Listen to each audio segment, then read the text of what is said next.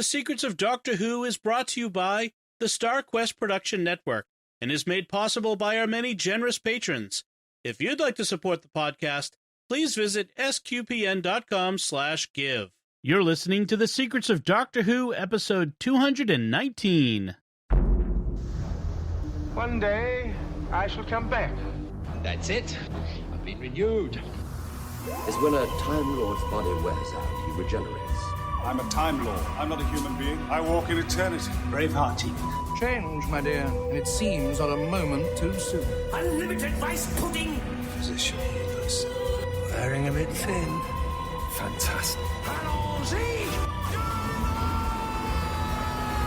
I am Scottish. I can complain about things. Ta-da! Ooh. Should be fine. Hi, I'm Dom Bettinelli, and you're listening to The Secrets of Doctor Who, where we discuss everything about the hit BBC series Doctor Who. And today we're discussing the Fourth Doctor story, The Android Invasion. And joining me today on the panel are Father Corey Stika. Hi, Father Corey. How's it going? Very good. And Jimmy Aiken. Hi, Jimmy. Howdy, Dom. Folks, remember, if you could, we really appreciate it if you could write a review of the podcast at Apple Podcasts and to share the podcast with your friends. These things help us immensely. You don't know how often I hear from people that the way that they found out about the podcast was either it shows up because of reviews in iTunes or Apple Podcasts now, or that someone shared it with them. We don't have a budget for advertising, so that's how the podcast gets out. So we really do appreciate when you do that. So if you could do that today, take a moment, that would be great.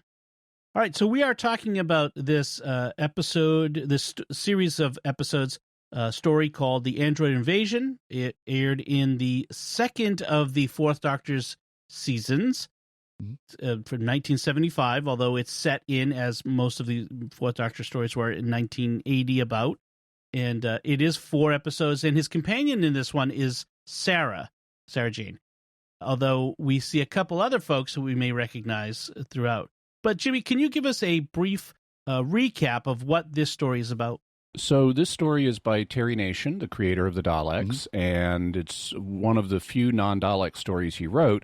This story really, really, really, really wants to be Invasion of the Body Snatchers, except it's not. So what happens is the Doctor and Sarah Jane apparently land on Earth in a little village that Sarah's been to before, and everyone is acting really creepy. And because the title of this is The Android Invasion, we quickly realize the reason why they're all acting creepy is they're all androids. So the question is, who made them and why? And it turns out that we're not actually on Earth. We're on a different planet, and this planet is inhabited by the feared one-horned, short-snouted Jadoon, otherwise known as the Kraal. And the Kraal homeworld is being poisoned by radiation, so they want to get off of it, and they want to take over Earth, and so they've built these androids as part of their plan.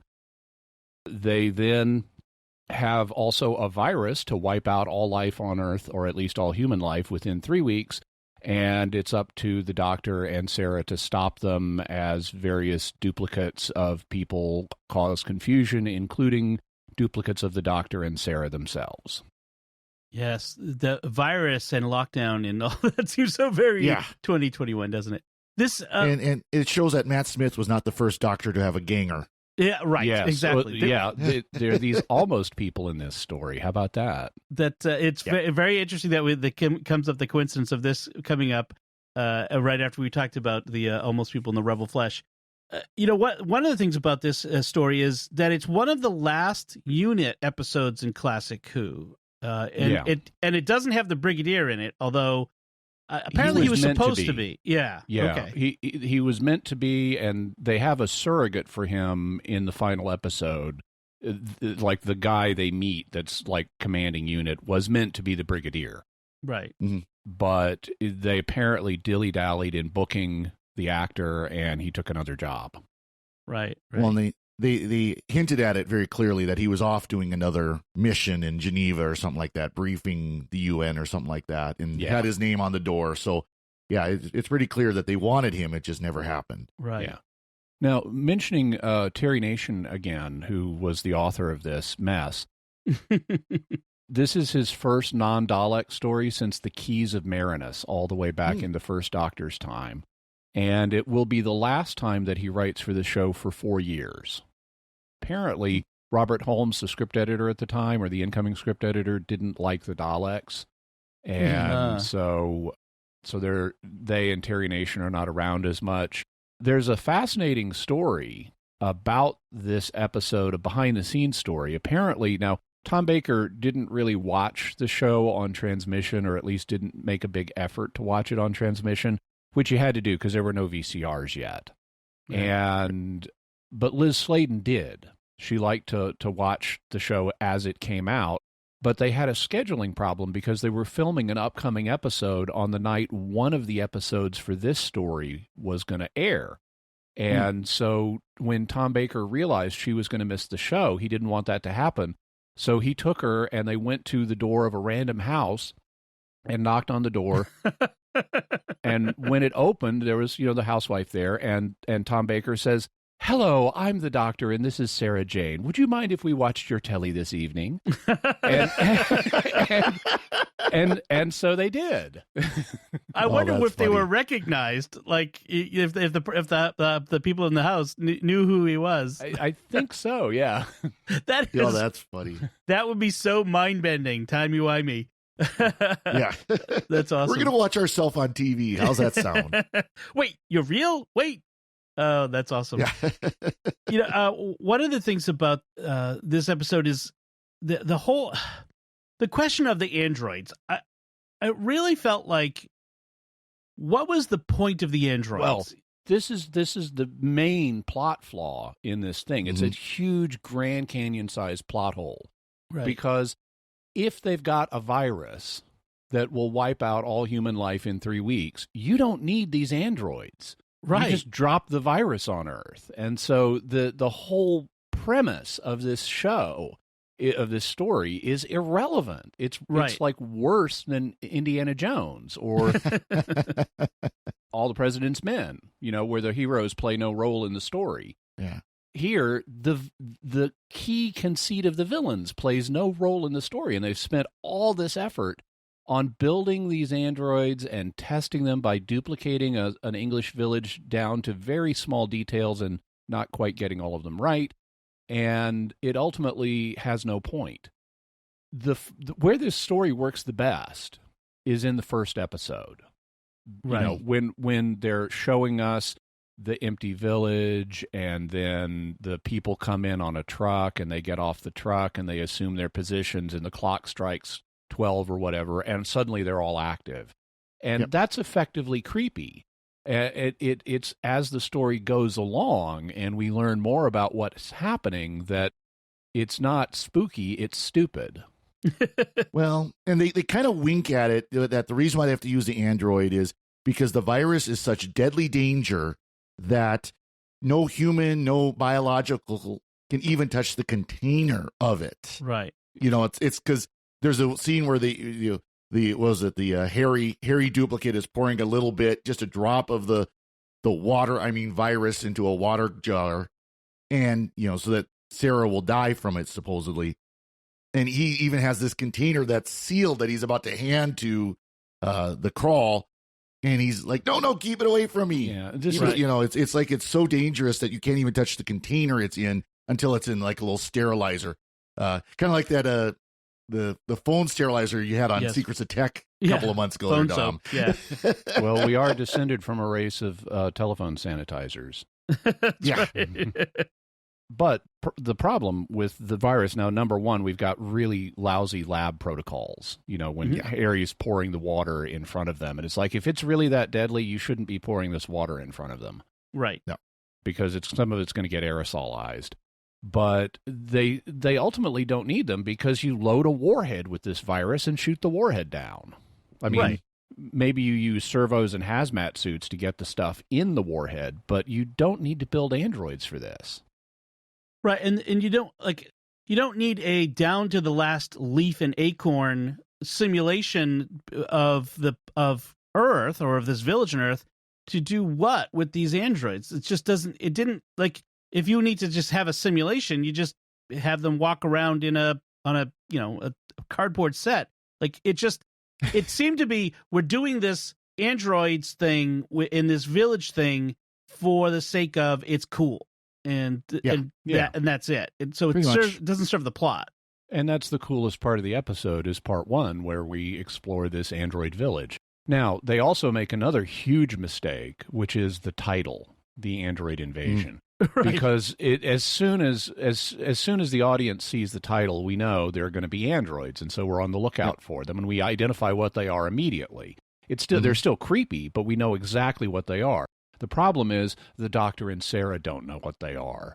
And they think they're on Earth, and they think that these people are under some kind of control. And into the second episode, so this is like a week later in airtime, the Doctor is talking about there must be some intelligence that's controlling every human being, in this area. Right. And it's like, no, Doctor, didn't you see the title twice already? You're clearly dealing with androids. This is a Terry Nation problem, though. How many of his episodes are whatever of the Daleks? And, of course, they can't just show the Dalek right off the bat. They have to have the big reveal that everybody knows is coming at the end of the first episode, that, yes, there are Daleks in this episode. There is a tactic, or there's a type of story that is told on TV where the audience knows more than the people in it, and it sort of gives the audience that extra thrill of, I know more than they do, and when are they going to find out? It can even serve the cause of drama, because we may realize that the characters are in danger before the characters realize it. Right. And we see them blundering towards some horrible disaster, and we're going, no. But that's not what's happening here. Right. Yeah. It's not effective in this case, because it just feels like they haven't caught up with us. And it makes the Doctor lesser in a way, that he doesn't know. Although, to be fair, I didn't figure out they weren't on Earth until well into the second episode, I think it was. So that part kind of worked. Although they really want us to be misdirected right at the very beginning, that very first scene where, Sarah says, "We are on Earth, aren't we?" And the Doctor says, "Well, unless someone started exporting acorns, because oak trees don't grow anywhere else in the galaxy." I mean, if I were really looking ahead, I would have said, "Oh, I guess they're not on Earth." Like it would be really obvious trying to misdirect us in that one, but that's okay. One thing I did like, though, is they actually had where Sarah knew something the Doctor didn't, and that was about the Guy Crawford, the astronaut, that he had disappeared, and they thought was dead. That Earth thought was dead. The Doctor didn't know that, and of course that's such a change to New Who, where like the Doctor knows absolutely everything that has ever happened and will ever happen. And if he doesn't know, he pretends he did. Yeah. Yep. So one of the characters in this is this astronaut, Crayford, that apparently died in a mission in the solar system somewhere, but like he was around Jupiter and something bad happened, and everyone has assumed he's been dead for 2 years. But really, the Kralls got him, and they repaired his body, and he's kind of basically an android at this point, but he's got human memories, and he wears an eye patch because they've told him they couldn't save one of his eyes. And this is another stupid thing, because eventually, to prove that he's being hoodwinked by the aliens, they have him take off his eye patch, and it turns out he's got 2 good eyes. Right, like, that was confusing. Wait a minute. So it's been 2 years, and you've never taken off your eye patch? For anything ever? Not even in the shower? I mean, I hope you change your underwear more than this. Yeah, like you wouldn't feel your eye there, if I'm wearing an eye patch, I know I still have an eye. Well, the idea is that he's been so brainwashed that he's actually psychologically convinced that he doesn't have an eye, even though obviously we all have 2 good eyes. We don't know what that is like to lose an eye, but you would think he would see the fact that half his vision is black. Yeah, because if you lose an eye, in theory, I don't know how the mind works with that though, too. So you see basically black typically. Yeah. or you stop getting visual input. And he would certainly know if he had a functional eye there, because there's no way that patch is going to remain perfectly in place and block out absolutely all light for 2 years. So, I mean, but what was the point? The idea of feeling it, of course, is, you hear people who have the phantom limb syndrome, sure, where they lose an arm and they can still feel it there. But what was the point? Like, why would they lie to him about that? Like, it just seems the whole point of it was so that the doctor can reveal it. It doesn't serve the logic of the story. It's just because I want to have this moment in the story, and it just that's cheap. I'm sorry, but that's bad writing. And what's good writing, though, is not only does Sarah Jane know something that the doctor doesn't, which is quite good, but later when the androids have taken the doctor prisoner, Sarah rescues him. And it's really nice seeing the companion rescue the doctor, especially in this era of the show where it was almost always the other way around. And so, Sarah comes up to the door of the cell where he's being detained, and she knocks on the door and whispers for him, and he comes up and says, "What are you doing here?" And she says, "Rescuing you for once." And actually, she rescues him nice. Twice. Yeah, rescues him twice. So that's right. Because also when he was tied to the pillar, about ready to be exploded by the bomb that explodes everything by dematerializing matter, or whatever, however they put it. Why are you just standing there? Yeah. I have to point out there's these spacesuited androids that they at first encounter who shoot them with handguns, literal finger guns. Finger guns. You people do finger guns. They're literally doing finger guns. Yes, just like the Autons apparently. Well, I have my notes in astronauts which shoot fingers, Auton ambassadors of death. Right. Yeah. They combining look two like villains from the Pertwee era. Yeah. For some people, will get this. They look like the astronauts from the really trendy game right now, Among Us. So they look like that, except they're not colorful. They're all in white, but they almost exactly the same helmet. It's just kind of funny in that case. Also, as part of the Invasion of the Body Snatchers vibe in this, we have these black pods that people come out of, and they're huge, full-size black pods that a person can fit inside. And they open up and people get out of them. And at first, it's unclear what these are for, other than to be like Invasion of the Body Snatchers. They do eventually give them a purpose. They're basically reentry ships or reentry pods, so that the plan in the end is going to be the Crawl are going to fly near Earth and jettison a bunch of these pods with the androids with the virus onto Earth. Yes. And so they're to protect the androids during reentry. So there is another element, which is we do get TARDIS separation, which is Sarah and is the doctor sends Sarah to go hide out in the TARDIS while he takes care of things. But she gets to the TARDIS, she uses his key, she puts it in the lock, and then she's distracted by this sarcophagus thing, turns around. And then the TARDIS leaves on its own, and we find out that it was on pause. And then when she turned the key, it unpaused it, and it continued on to Earth. Yeah, so it was on course for Earth to begin with and landed here because reasons. And the doctor later has a line about Sarah doing something that explains all this, but it was just technobabble. Just a way to get TARDIS separation so they couldn't just leave. Yeah. Okay. So it's like hitting the cancel button on your cruise control in your car. The car doesn't take over. Then you hit the button again to resume, and that's what happened.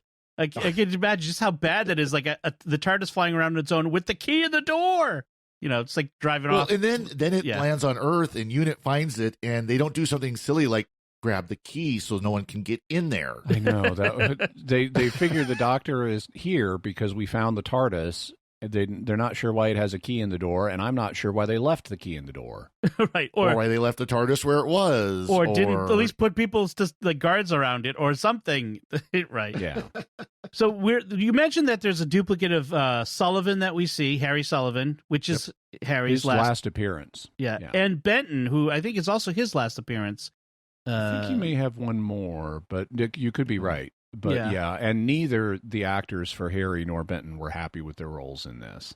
Yeah, they were kind of we only get a very brief of the real Benton and Sullivan, and although Harry gets even more of a role, but they were at this space defense station that is near this village. The village is Devisham, and so there's this unit space defense station that's nearby, which apparently we also have spaceships land at because reasons. Yeah, that's where Crayford's ship eventually comes in for a landing. See, I wonder if Elon Musk got the idea for SpaceX from this.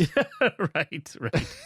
And the spaceship actually lands like the SpaceX ships do. So we have the head crawl called Stigrun, and we've got Crayford. Well, Stigrun seems to be more of a scientist, and the head, his boss, I gather, is a crawl named Chidaki. Okay, I couldn't figure out what the relationship was, like who's superior, but yeah. I don't know if there was really kind of a superior, if they were kind of like equals, but one was the military and one was the scientist. And Stigrun makes sure you knows because he shouts out, "Science will let us rule the universe. Science will do this," that kind of deal. Yeah, more of the 1970s, the plot device of the out of control science is scary. That a whole idea, which is an interesting. It is out of control science is scary, right? But it's an interesting contrast to the 2020s, which is science saves us. Science is science based. Knowledge is the thing that saves us. And so it's kind of interesting how these trends in storytelling kind of reflect our attitudes in society toward things like science, because science in the 70s was scary. It was all doing all kinds of weird things. And it is funny how today it kind of echoes the 50s where everything was science. Yes. Science is going to make your house better. Science is going to make your car better. Science is going to make your life better while it blows it up in a total nuclear attack. Yes. Well, but still, science has put asbestos in everything. So anyway, so Sarah is the first one duplicated. She's captured and brought to the crawl ship and scanned, which apparently it scans you down to your memories and personality. And the doctor, he figures it out that pretty right away. He figures it's not Sarah. Before we get to that, because it's another thing that's stupid. That happens in episode 2. Okay. Let me compliment a couple things while I still can about episode 1. Oh, okay, all right, let's do that. So one of the first things that we see, in fact, the first thing we see in episode 1 is this unit soldier. He's running through the woods, and he's a real jerk, by which I mean he's jerking crazily. Yeah. We realize he's an android that's malfunctioning. Right. And the astronaut androids are chasing him and trying to reclaim him. He encounters the doctor and Sarah, and he falls off of this cliff and apparently dies. And so they think this unit soldier has just died in front of him, but they find some weird stuff about him, like every coin in his pocket is brand new and minted in the same year, for example. And they then go into the village, and it's empty at first, but the ambassadors of death bring in a bunch of villagers on a truck. They all get off the truck. They file into the pub where Sarah and the doctor are hiding. And then at the stroke of the clock, they all suddenly activate and become normal. Ish. But one of the people they brought in is the unit soldier that the doctor and Sarah saw die. And so Sarah, and this is really actually pretty bizarre, I would be much more cautious than the doctor wants Sarah to be, but he's like, you can take care of yourself. Go out there and interact with them and find out what you can. So Sarah goes out. She starts trying to talk to them. They don't know how to respond to her. They think she may be, one of the landlord says she may be part of the test. But other than that, they won't give her any information. And the unit soldier that died is really kind of abrasive to Sarah. And as she's leaving, she says, "I'm sure you shouldn't be drinking so soon after breaking your neck." And I just like, I just like that line. A great one-liner. It was a great one-liner. Also, later when the doctor is encountering the ambassador of death, spacesuited androids, one of them points his finger at him, and the doctor gets to say, "Is that finger loaded?" Which is another nice line. I really noticed though, wow, these androids, it takes a long time for their hard drives to spin up, because when the doctor and Sarah say something to them, and they haven't been moving recently, they will just wait and wait and wait and wait before they react. So it's like you need to reinstall the OS or shift to solid state memory or something, because this lag time is unacceptable in wake up mode.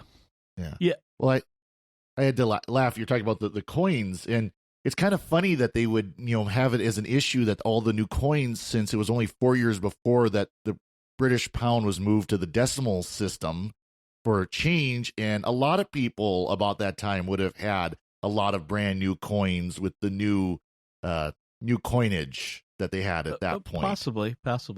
And also, they use dogs to track down the Sarah and the doctor. Were the android dogs? Of course. I wondered dogs. about that. Yeah. Sure. Also, so getting back to the Sarah Jane thing, at the very beginning of the episode, we established that Sarah Jane does not like ginger pop, right, or ginger beer, but the doctor's got a bottle of it in his pocket, and he offers it to the robot Sarah Jane, and she takes it and drinks from it and says it's delicious, and so he realizes she's not the real Sarah. Well, but if it has the real Sarah's memory, right, it will remember that Sarah doesn't like ginger pop, and when the doctor says, "Would you like some ginger pop?"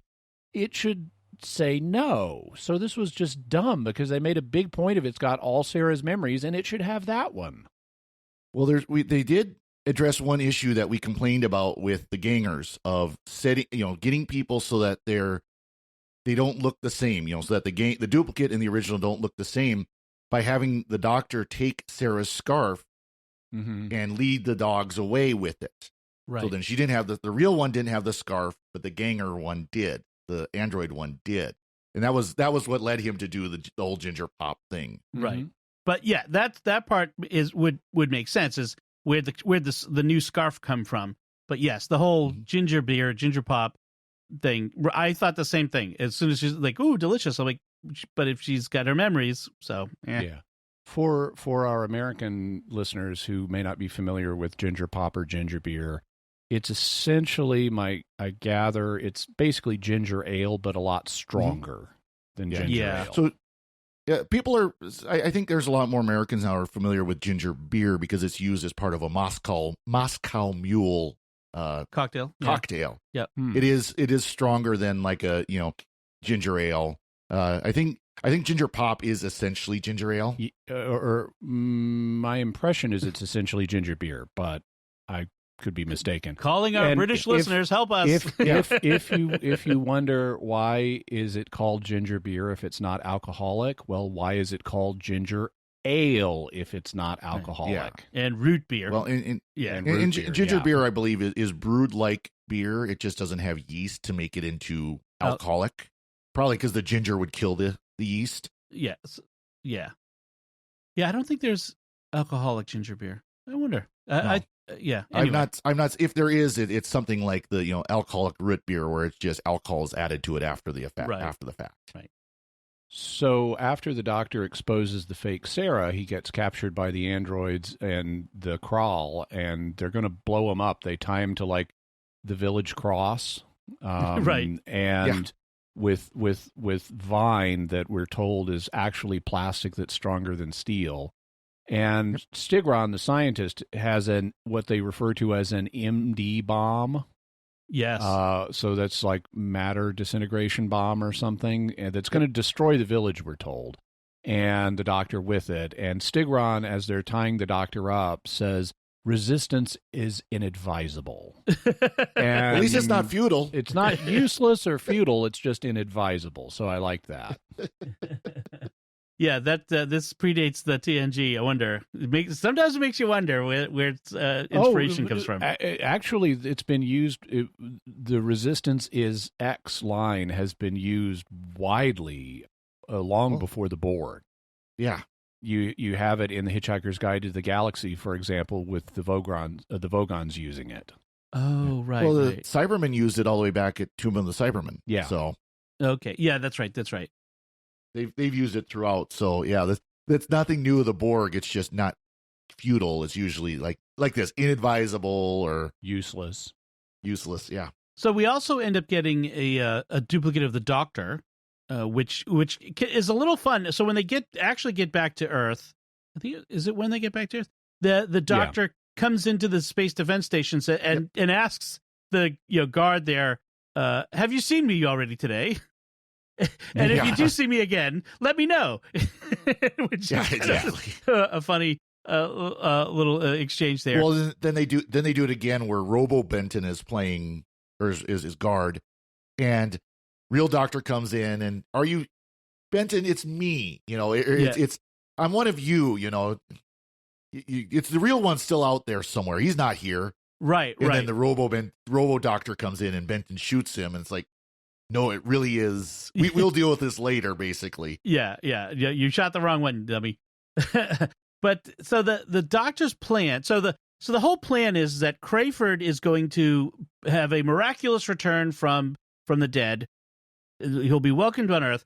But as he's coming in, they're going to shoot the pods containing androids at the area of Devisham, make it look like meteor shower, I guess. Mm-hmm. But he'll be distracting the Space Defense Station by his return. When they are actually coming in, when the pods are entering the atmosphere, a technician identifies it as a meteorite shower.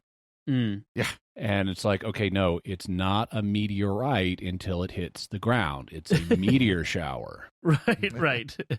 But you might say it's a spearhead from space. Yes, it could possibly recycled story.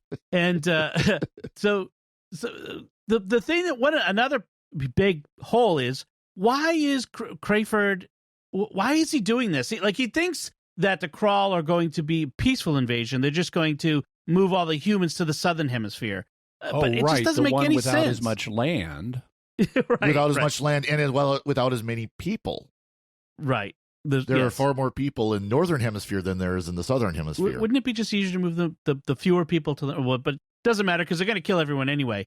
But it doesn't, like, Crayford's motivation is just so bizarre. Yeah, they try to explore it. They try to justify it. So Crayford thinks that he was abandoned by Earth, and they didn't even try looking for him, and he owes everything to the Kralls who saved him and patched him up.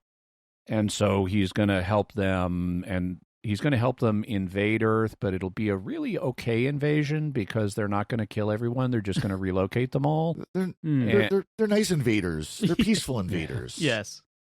But it's still it's hard to believe that someone would turn on their race in this way for these reasons. Yeah.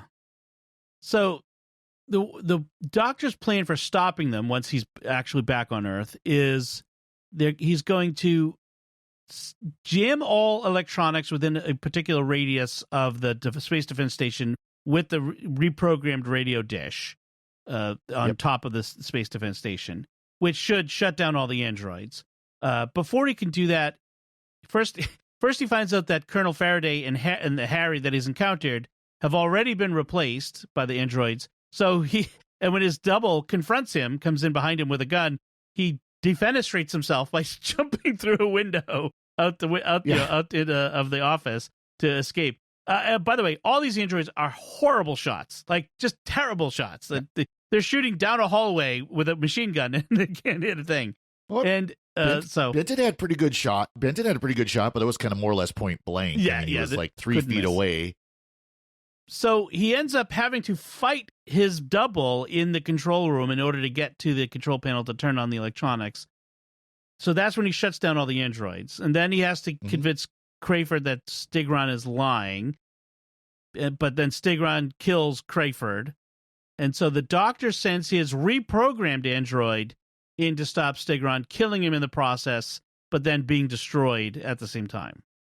Yeah. So Stigron falls onto the virus, which turns him into green goo. Yeah, everything's green. Get out of the spaceship because you're going to die from the virus in the air. No, the virus only works on contact.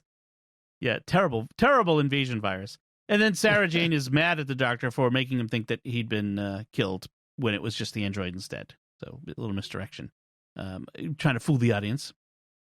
And Sarah at the end is making it clear that she's ready to be done with the traveling with the Doctor, and she's going to take a taxi, but he convinces her to take the long route through the TARDIS. Right. What are the odds that he will actually get her right back to home? Well, exactly. But that scene actually was rewritten and ad-libbed by Elizabeth Sladen and Tom Baker because they hated the dialogue so much. Really? Yeah. That's interesting. So there were things I liked about this episode. I think, like you said, Jimmy, the first episode, the first part of the story was interesting. That whole exploring the fake village, and it had a very Westworld sort of feel, a little of The Fugitive, maybe, the sort of Potemkin village atmosphere of it, and that was interesting. But yeah, as the story went on, it kind of lost me. It just it was a paper thin plot that just had way too many holes in it to really sustain. And we never again, I think, have ever seen the crawl since then, at least in any filmed Doctor Who. But any further notes from you guys on this, Father Corey? When the Doctor and Sarah first enter the village, when it's empty, there's reference to the Mary Celeste, the ship. Yeah. Mm-hmm. There was a ghost ship. Yeah. Ghost ship. Yep. There's a line where it was the controller of the space, basically space control, or however you want to put it, the lead controller, about how Crayford has gone further than any human ever, any other human. And Benton and Harry are standing behind him. They kind of look at each other, go, "If only he knew." Yes, that's right. I noticed that one too. That was kind of a cute moment because they're both kind of going, "Yeah, we've both been further than him." Right. Jimmy? So at one point, when the Doctor is waking up, he's talking to Sarah and he's babbling, and he starts telling a story about three sisters that lived in the bottom of a treacle well. And he refers to Sarah as Tilly. And Tilly is actually one of the sisters in the original story, which is from Alice in Wonderland. So he's mangling Alice in Wonderland here. And in case you wonder what a treacle well is, it's a healing well. And there actually is, and I guess more than one, but I know of at least one treacle well over in England, where in the Middle Ages the word treacle was used for a healing unguent.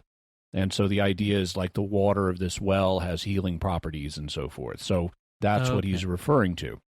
Also, when the Kralls launch their invasion, we get our old friend, the famous Saturn V liftoff footage.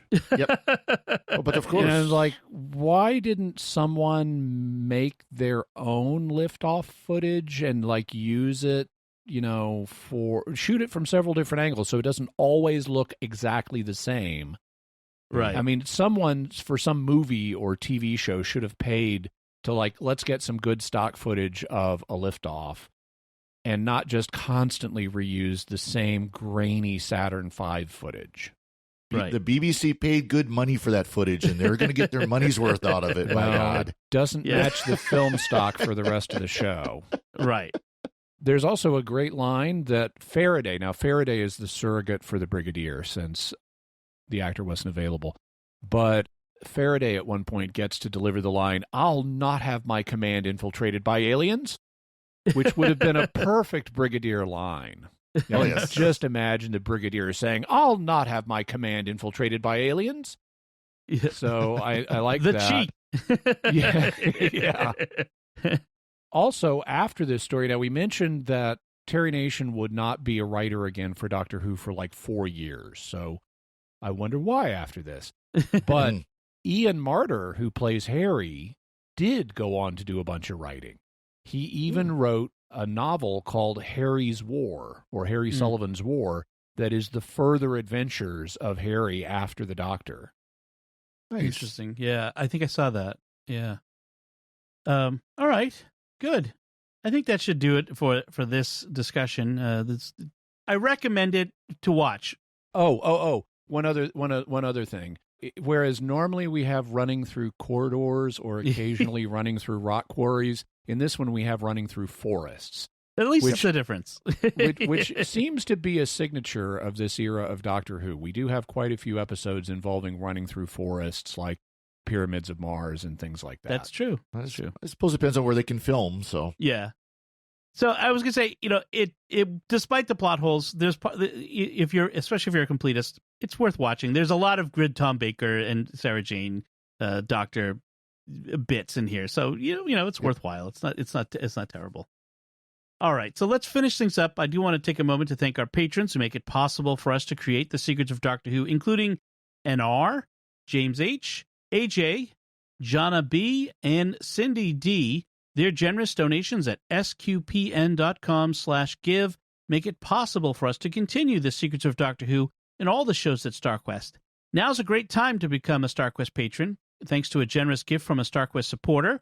When you start a new Patreon monthly pledge at sqpn.com/give, the first 3 months will be matched by an equal amount from our donor, making your gift go further. If you've been thinking of becoming a StarQuest patron, now's the time. Visit sqpn.com/give today. We'd also like to thank Victor Lambs who edits the show for us every week. So that's it from us. What do you think of the Android invasion? You can let us know by commenting on the show at sqpn.com or the Secrets of Doctor Who Facebook page, or send an email to drwho@sqpn.com. We'll be back next time when we'll be discussing the 11th Doctor story, A Good Man Goes to War. Until then, Jimmy Aiken, thank you for joining me and sharing the Secrets of Doctor Who. Thanks, Tom. Father Corey Stika, thank you as well. Thank you, Tom. And once again, I'm Dom Bettinelli. Thank you for listening to the Secrets of Doctor Who on StarQuest. And remember, the best laid schemes of mice and crawls gang aft Gagley. Right. This is going to be fun. Which means off to go awry. I had to look it up. Robert Burns.